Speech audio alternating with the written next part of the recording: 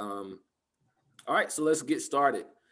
This will sound redundant for some of you all who's been here, but it'll be a good review. You can never repeat this. You can never repeat this enough. All right, so progress. The Love and Light Fellowship is the basis of my work, the base of my ministry, the basis of what I feel like I do everything that I do for is in alignment with progress. Progress is the watchword of the universe. If you look at life, if you look at the universal life, you look at the galaxy, you look at the cosmos, if you look at every aspect of life, you will get to understand that life truly is about progress. It is the foundational basis of my ministry. It is the why of my why. Everything behind what I'm doing is about progress. And progress demands development of individuality, and mediocrity seeks perpetuation and standardization, meaning we try to keep things the same, but progress demands development. The story of my life, how I am, where I got to, was about progress. I would have loved to stay in the sameness. I would have loved to stay in the sameness of the culture I grew up in, the understanding that I had. I would have loved to do that, but the universe had a different plan for me. It took me on a journey of progress, and here I am. Progress equals happiness. Progress demands the development, like I said, of your individuality, and happiness comes from the full expression of seeking and attaining progress on every level. Mental progress, which is awareness. We're here to be aware. We are here to be aware. Everything in your life is trying to get you to become more aware. Your body, your mind, everything, the ultimate goal in your mind is to become aware. When you have one revelation, it leads to needing another revelation. Consciousness demands to become more conscious. It never stops. Your body, it wants more progress. It wants more and more comfort. It wants more and more expression. And your soul is constantly, as I figured out today, in need of more and more love. And what I was saying, but I learned that today, is that the amount of love that my soul required 10 years ago is going to increase. The demands of your soul's need for love, like a baby, it cannot sustain itself on the level of love you got from the Creator 15 years ago, 10 years ago. You're always going to be in need as you grow and evolve. As you grow and evolve your soul, so does your need for love evolve. And so just like the needs of your body for comfort, like it's hard to go back for people who can, when you sleep in comfort or you live in a certain level of comfort, once you develop a physical acclimation to an environment that brings you relaxation, to a diet that brings you peace, to a lifestyle that brings your body relaxation and comfort, it's hard to go back. Right? How many of us have stopped eating foods that our body was allergic to or not good for our bodies, whether it was sodas, whether it was meat, and then you try to eat that meat or go back to that thing? It's like, no, you can't go back. So there's progress on every level. In order for us to be happy, we have to continue to expand our mind's awareness. We have to continue to bring comfort and relaxation to our body, and we've got to continually expand feed our soul love.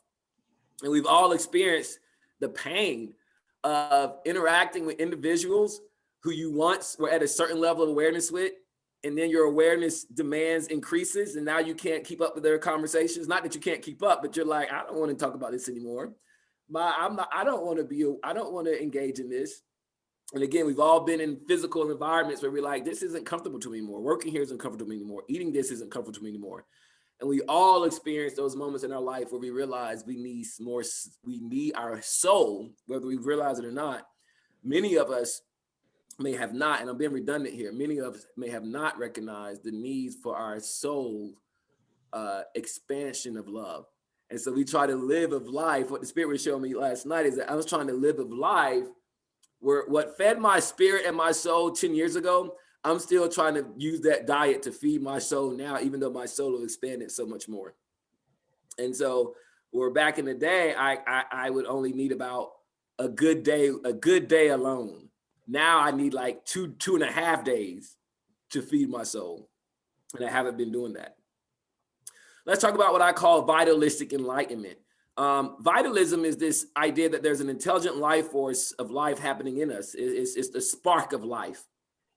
When you think about the story of Adam and Eve in the Christian Bible, it talks about, and God breathed into man his spirit. And so there's this idea that what I believe is that when we get out of our own way, there's a natural plan for our spiritual progress and enlightenment. And all our work is to get out the way. Our work of becoming more aware, of experiencing progress, spiritual progress, intellectual progress, mental awareness or consciousness awareness, and getting our body in alignment is just getting out of the way. All you got to do is just let go and get out of the way, and your enlightenment process is naturally going to unfold. And that progress just comes from the Spirit of God that's already in you. It's like a seed. You know, there's nothing that you can do to manifest your own growth or progress. All we can do is allow for it. And when we allow for it, what we need is the right environment and we need love and light. And so love and light it may sound cliche in today's world. You hear people say, I wish you love and light, I send you love and light. But truly, all you can really offer a person for their growth is love and light. Because their spirituality and their enlightenment is going to naturally unfold. It's going to naturally happen. You just need to make sure that you need to have love. And like I said, if you think about love as groundedness or the soil for a seed, how many of us understand when it comes to potting a plant, as that plant grows, you got to put in a bigger pot. And so for myself, I was not allowing myself to be, and I'm still not doing, I've got to make space to put myself in a bigger pot. Because as your soul expands, you need more space to experience more love. You require more love. That's more intimacy. That's more warmth. That's more security. That's more groundedness in love. And in that love, it brings you a sense of relaxation, release that you need to grow and unfold your soul for your awareness. And then light is the awareness of truth. And light is the direction in which we grow towards. So if you think of a plant, you think of a seed, it needs the soul, right, which is love. And then it needs light from the sun to help it grow towards. Like that light actually, it grows, the seed grows up towards the light. And so that's the truth. And that's our correct direction in which we're going to grow to attain our progress. So love and light is really, truly all one needs in life. In order for their soul to unfold itself, in order for your consciousness to expand its awareness, in order for your body to get what it needs. And each and every one of us are actually vehicles and vessels of love and light for each other. And so we're all on this journey of spiritual formation. And what that means is not your life, it's really our ride, right? When you understand that there's a process that's naturally happening in you, that's unfolding, you get to a place where you got to grasp, understand that progress is something that's going to happen. And it's easier when you can let go and realize this isn't your life, it's just your ride. And so I call it's this journey of spiritual formation, which I describe as a process of your personality being conformed to the image of your most divine self for the sake of progress. And so there's a quote in the book Urantia that says, the evolving soul is not made divine by what it does, but what it strives to do. And so the soul seeking towards progress, seeking towards enlightenment is all that is required of us. It's just the intentions.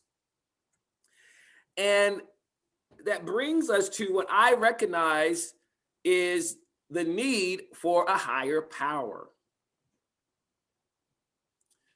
A few years ago, a guy in my Uber, he was so curious about what I did for a living. It was a young guy. He was a college student at Kennesaw State University. And he said, why did I want to work in faith? I told him I told him basically I'm a pastor. I tried to explain to him what I do as a spiritual guidance counselor. And he told me, he's like, I don't understand why would you think in today's world people still need to have faith?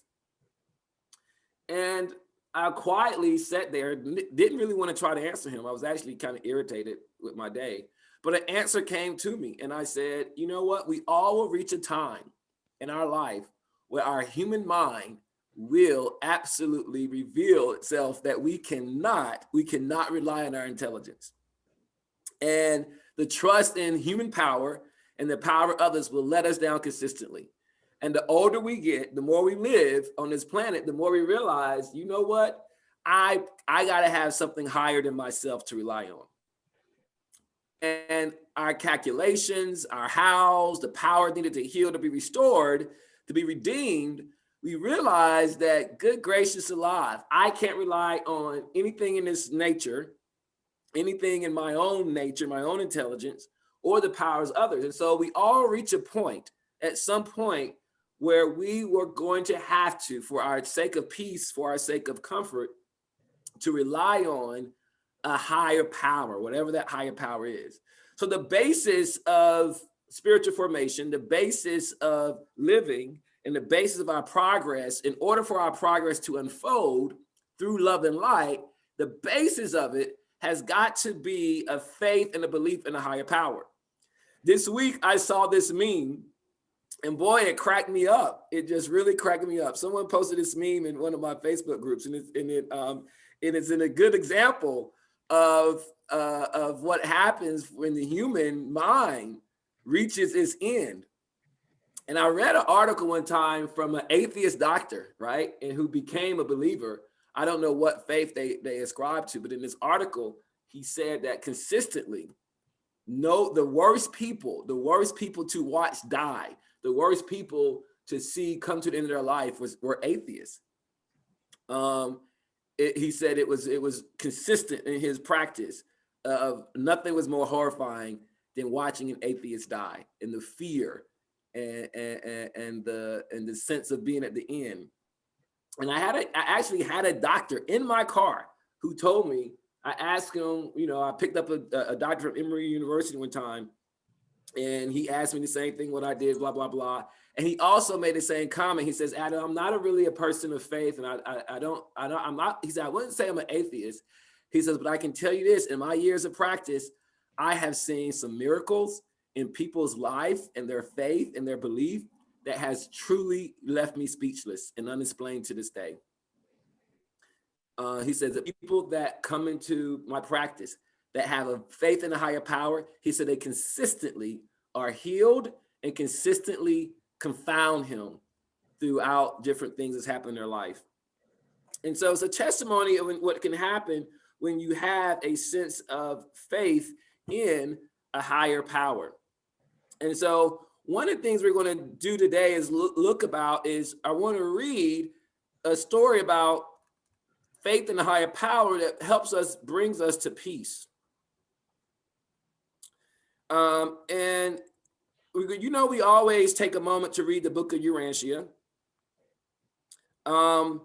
And he said that this was Jesus. What we haven't got to is Jesus's farewell. And in his farewell, Jesus, he spoke about peace. Well, actually, I'll come back and read that later. I'll finish the presentation.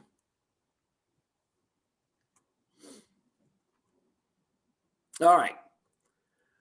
Are y'all all aboard with me, or are we all bored? Let me check in with everybody really quick. So everyone's heard me talk about personal religion. So the personal religion is what I refer to as one's day-to-day life adjustment to their spiritual formation process. Now, religion, the word religion has developed an extremely, extremely bad reputation over the past few decades. And for me to type the word personal religion is truly oxymoron, because if you really do a study of religion, of the word religion, it is actually a very personal experience. And the origin of the word religion, it meant, the origin of the word in the early Latin use of it, it was what was used to describe a person's day-to-day governance of their personal behavior according to their faith. And so people would want to know, does one have a religion or a philosophy, not just to their faith, but is someone governing their day-to-day action and their behavior according to their faith, their belief, or their philosophies. And the root of that word religion is there's two words that we get from it, and it is reliance. It means to rely on, and also to relegate. So the word religion is rooted in the word reliance and relegate. And what relegate means is you're relegating every decision, everything that comes to you, back to your core philosophy, your core belief, and you're relying fully on whatever your belief or your philosophy is for your day-to-day living situations. And so what I've experienced in my years of being on this path of enlightenment, being on this path of studying everything, and as much as I humbly have to admit this, and it may invoke some sense of it may invoke some controversy, I can truly tell you that it's individuals who truly have a personal religion have peace. And those individuals who I realize are just kind of out here just winging it, living it, though they calling themselves spiritual, but if they're not living day to day according to adjusting their thought process, their actions, their behaviors to some type of philosophy, to some type of higher power, it is very hard for these individuals to have peace. And those individuals who do have a certain level of peace in their life, even though their personal philosophy or their beliefs or their higher power may be crude to me, may be primitive, it may not be advanced to me, there is a level of peace they have in their life. And this is what I had to humbly go into agreement with when I read the testimony of Doreen Virtue. Doreen Virtue was a popular New Age author. She wrote a lot of New Age books. She pretty much is the inventor of oracle cards. And in her testimony, she said that there was no one in her circle and no one she had encountered in the New Age mystical world through her years of being in there who had peace. And when she went through her moment of crisis, it led her back to Christianity, even though she's a fundamental Christianity, and I don't agree with her strict at her fundamentalism. I did know that I could agree with her in my own interaction with so many people here in the spiritual world, and meeting high levels of people who've been involved in the metaphysical New Age world as readers, spiritual workers, longer than I have. There is something when I get into when I speak with them and interact with them, there is a level of peace that is truly absent. I will say that. I'm not saying everybody, but the norm is very, I have been very bothered in my years of people who I've looked up to, people that I couldn't wait to speak to, talk to, or meet. And then to get in their presence and realize there's such a lack of peace in their life. And so what I realize is that a personal religion, where you are able to truly readjust your thoughts, your actions, your behaviors back to what you believe, back to your philosophy every day. And what's really helped me bring it to life is studying human design. And I think a new word that I think I may begin to substitute, or a new phrase because religion has such a bad rap, I love human design's language of your strategy and authority. And I really think that that's basically the same word of religion. I think religion is synonymous with strategy and authority. Maybe today that'll feel better. And see, life is a series of choices. Everyone on this call, there's no one on this call who does not know that life is a series of choices. We are where we are right now because of the choices we made. And those choices have consequences. And so religion is the guidance of how you're making your choices according to what you believe. What is your faith? What's your philosophy and your higher power? And so what I've been led to get back to in my journey groups, in my Love and Light Fellowship Academy, the Love and Light Fellowship Academy is to help individuals. One of the things I want to get back in my mission is to help each and every one of you all be a resource and be a guide to help you put together, put into practice, and develop your own personal religion. What's going to guide your day-to-day life choices?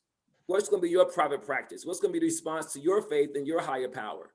How are you going to rely on your strategy and authority? How are you going to move and make choices? Because that is what's going to lead you to your peace. And there's 4 loyalties of personal religion that I've been, as I told you all, I've been flirting around with these loyalties for a long time. But loyalty implies something that you have to surrender to.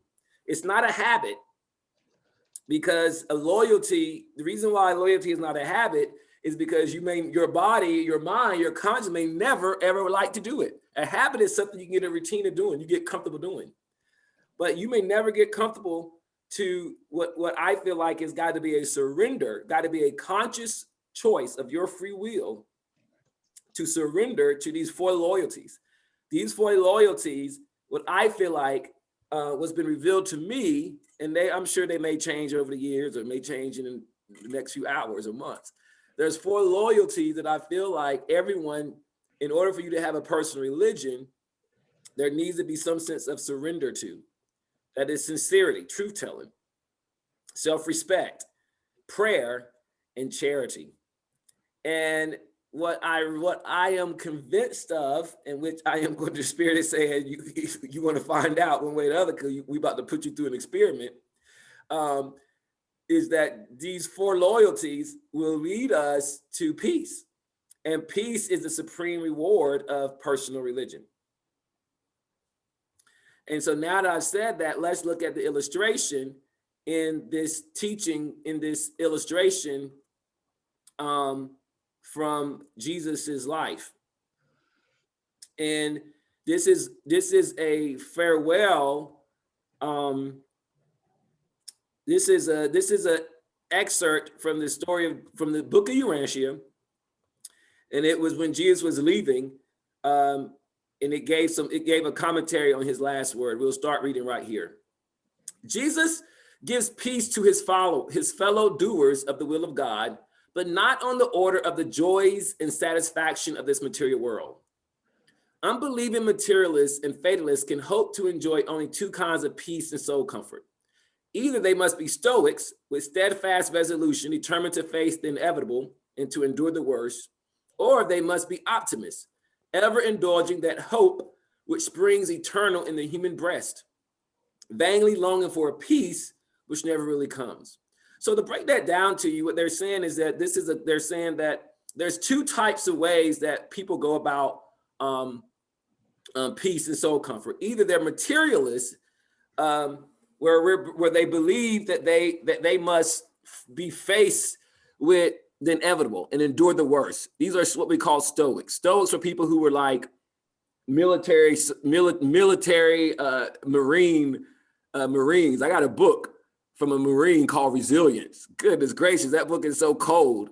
And it's about just how to be so determined to endure the worst. It's a whole book. My God, that book was so depressing. I don't know why I read it for. And it was based on a lot of Stoic philosophy. And the book is called Resilience. And it literally is this idea of just how to face the inevitable and endure the worst. But it's very depressing. But it works for some people, but it doesn't lead them to a sense of joy and happiness. Or you can ever indulge in this hope, which all is going to be well, and you're going to get this. And I know a person who I've been watching for about 20 years now.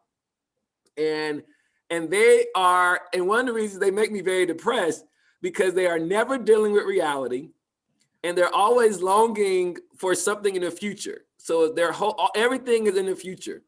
All of their peace comes from what's going to happen in the future, when they get this, when they get this, and they get that. So they endure each day, but they're enduring each day with this thing of something's going to come in the peace. Or when they get this, they're going to win this, or this is going to happen. And when they try to encourage me from that, it gets me so irritated, so frustrated. And this is the person who's always telling me, oh, why'd you quit your job for? You could have endured, because in a few years, you'll be able to do this, and you'll get this, and you'll get this. And I'm like, I'm not going to be going into suffering now for a peace that ain't never going to come. So this passage is saying is, Usually this is the way that most people either get their piece of their comfort. They even will themselves to endure something really terrible, or they just keep waiting for the future, this glorious future, when they get to retire, when they find their lover, when they find their riches, or when they finally get here. But that peace will never come in that way. And so then it says here, a certain amount of both stoicism and optimism are serviceable in living on earth, but neither has aught to do with that superb peace which the Son of God bestows upon his brethren in the flesh. The peace which Michael, and Michael is a name that they call Jesus' oversoul. The peace which Michael gives his children on earth is that very peace which filled his own soul when he himself lived the mortal life in the flesh and on this very world. The peace of Jesus is the joy and satisfaction of a God-knowing individual who has achieved the triumph of learning fully how to do the will of God while living the mortal life in the flesh. The peace of Jesus' mind was founded on an absolute human faith in the actuality of the divine Father's wise and sympathetic overcare. Jesus had trouble on earth. He has even been falsely called the man of sorrows, but in and through all these experiences, he enjoyed the comfort of that confidence which ever empowered him to proceed with his life purpose in the full assurance that he was achieving the Father's will. Jesus was determined, persistent, and thoroughly devoted to the accomplishment of his mission, but he was not an unfeeling and callous stoic. He ever fought for the cheerful aspects of his life experiences, but he was not a blind and self-deceived optimist. The master knew all that was to befall him, and he was unafraid. After he had bestowed this peace upon each of his followers, he could consistently say, "Let not your heart be troubled, neither let it be afraid." The peace of Jesus is then the peace and assurance of a son who fully believes that his career for time and eternity is safely and wholly in the career and keeping of an all-wise, all-loving, and all-powerful Spirit Father. And this is indeed a peace which passes the understanding of mortal mind, but which can be enjoyed to the full by the believing human heart. And so what was beautiful about this was that it brought back to the idea of there is peace that is given to us, sublime peace, whenever we are committed to the overcare and trust of our higher power, and we are committed to our mission of doing the will of God. And last week we talked about the will of God, and I don't know if I expressed it fully, but the will of God is what I now been able to see in Revelation that I've been asking for so long, is that which is aligning yourself with that which is true, that which is beautiful, and that which is good.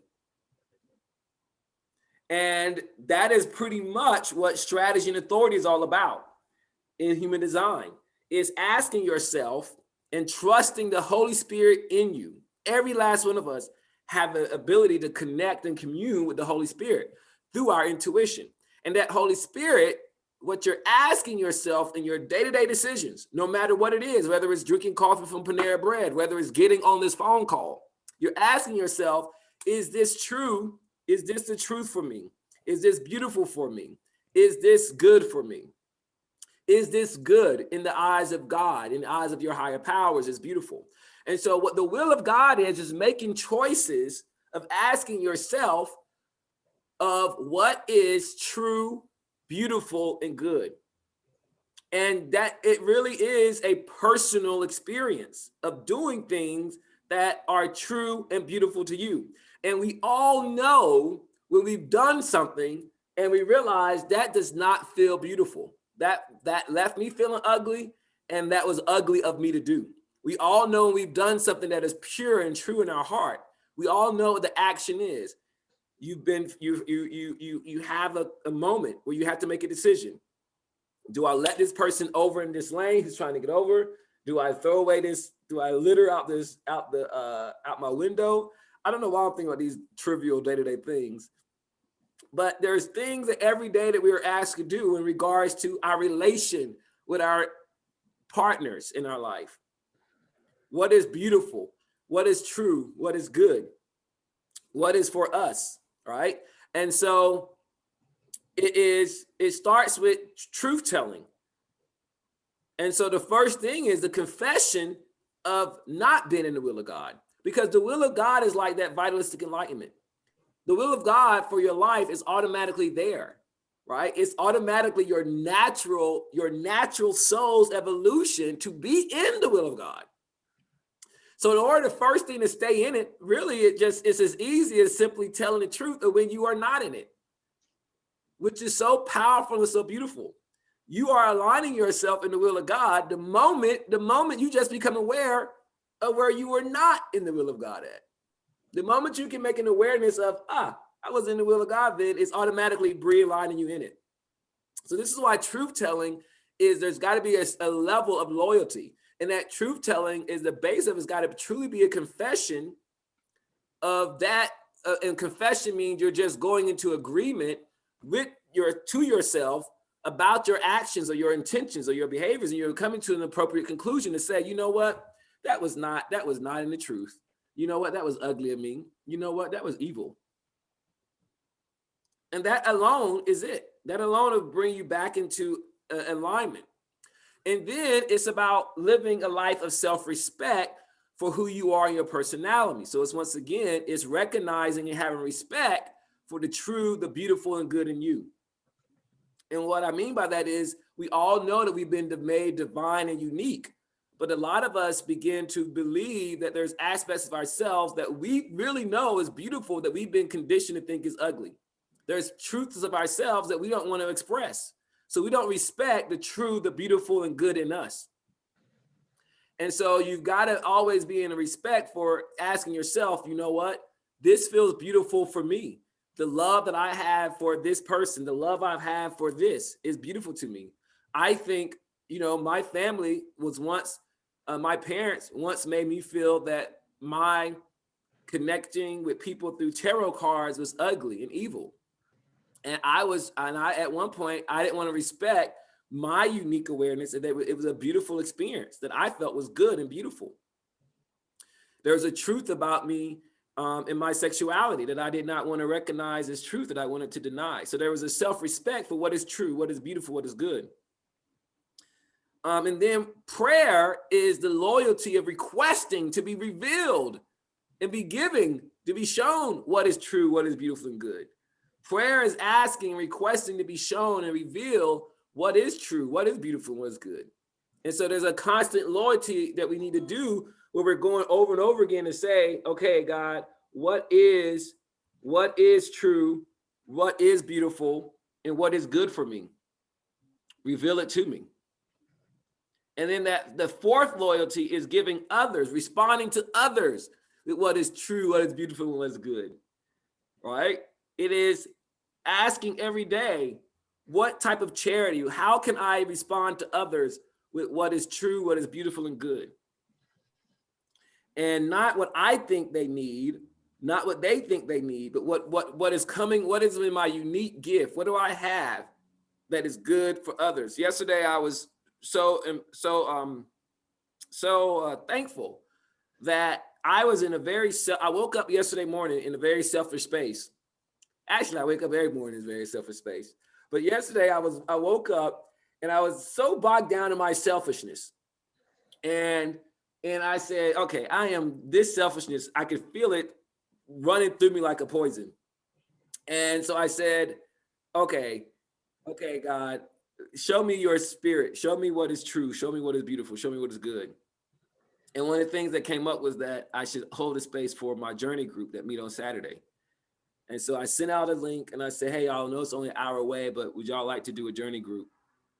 And that journey group was really, that journey group ended up being, we were on that call, y'all, yesterday, that Saturday journey group. We started at 10:30. And when I logged off, it was 4:30. It was 4:30. Nicole, because you went to work at 4, right? You had to be to work at 4. And you left us. You left us. Yeah. And I got to go to work. Yeah. So I didn't know about the journey call. Well, I sent it to the group chat, Chelsea. It was a last minute. I just said, hey, everybody. Anyway, it ended up being something so rewarding and so beautiful. And when I came home that night, like, wow, I was so glad that I responded I'm so glad I prayed and asked, okay, God, what I need to do. But I was asking for myself, but that was the response I got. And I was so excited when someone replied late last night and they said, hey, y'all, this call was very beautiful. That was I think that was a phrase that somebody said. And I said, oh my God, it's so deep how so glad that I surrendered to that feedback. I'm not trying to toot my own horn because I really was in a deep selfishness, but I did pray. I said, okay, God, I need something. And they said, well, why don't you give something to somebody else? And it ended up being something that turned out to be a really beautiful thing. The 4 loyalties: sincerity, self-respect, prayer, charity, confessing that which is not true, ugly, and evil; self-respect, aligning with what is true and good and beautiful in yourself; prayer, requesting that which is truth, beautiful, and goodness; and charity, giving others truth, beautiful, and good.